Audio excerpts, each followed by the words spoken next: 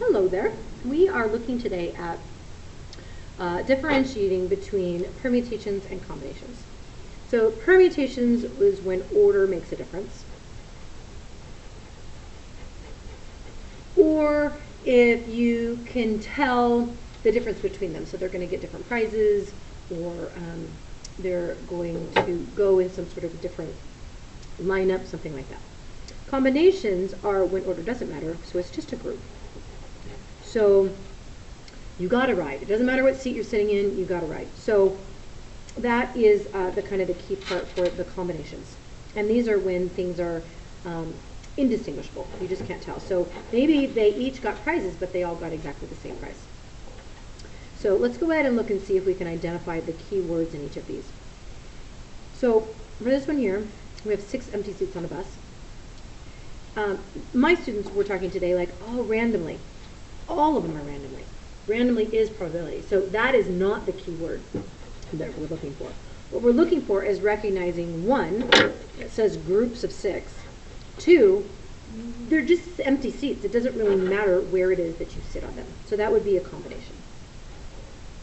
For this one here, the key word is lineups.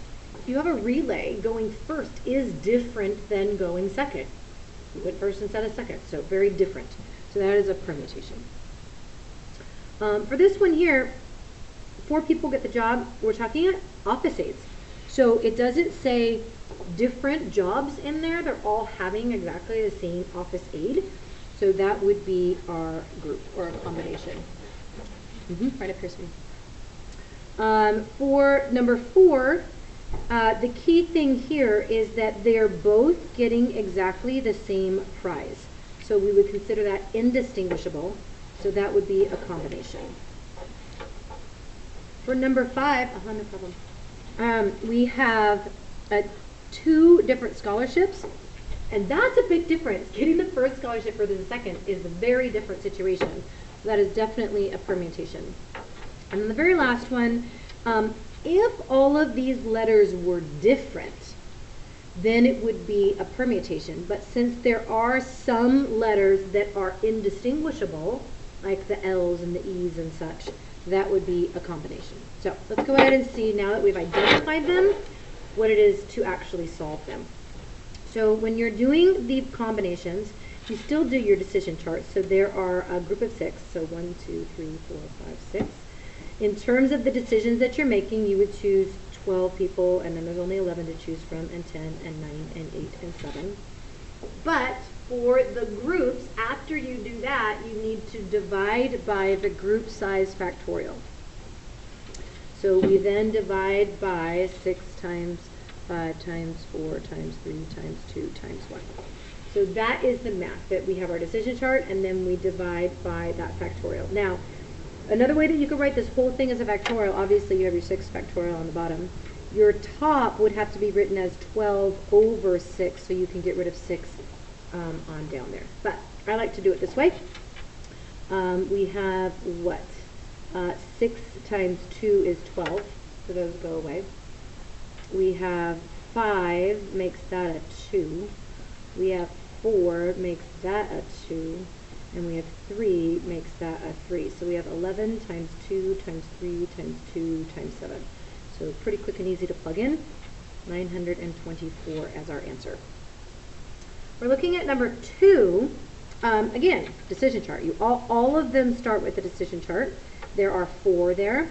Now this one finishes with the decision chart. You don't do anything else afterwards because you don't, it makes a difference. The order makes a difference. So again, once you've done your decision chart, you're finished, and you just end it like that. 3, on the other hand, you do your decision chart, and then a group of 4 that you pick, we don't want to count all the different ways that those guys can be reordered. So we would divide by 4 factorial. So 4 times 3 times 2 times 1. So 4 times 3 is 12. 10 times 2 is 5. So 10 times 5 times 9 is 495. Okay, let's go ahead and look at 4. For number 4, We are getting the same thing. So our decision chart, always start with the decision chart, 12 times 11, but they both get the same thing, so I have to divide by 2 factorial, which is just 2 times 1. So this becomes 6. We have 66. Now here's the thing. 66 is how many groups there are. I want to know what is the probability that that group won. All right, number 5. So again, we have our decision chart. 6 men and 6 women mean there are, and it doesn't differentiate between who can win what. So all 12 of them could win the first one, and all 11 of them could win the second one. And then they get different prizes, so we don't divide by the group size factorial, so it's just simply 132. Our last one, there are 12 letters in indistinguishable, and if they were all different, that would be my answer. Just 12 factorial, I'd multiply it out and get my answer. But there are 3 L's, so I need to divide by those spaces that all could be reordered. There are 2 E's, so I need to divide by those spaces that all can be reordered. And there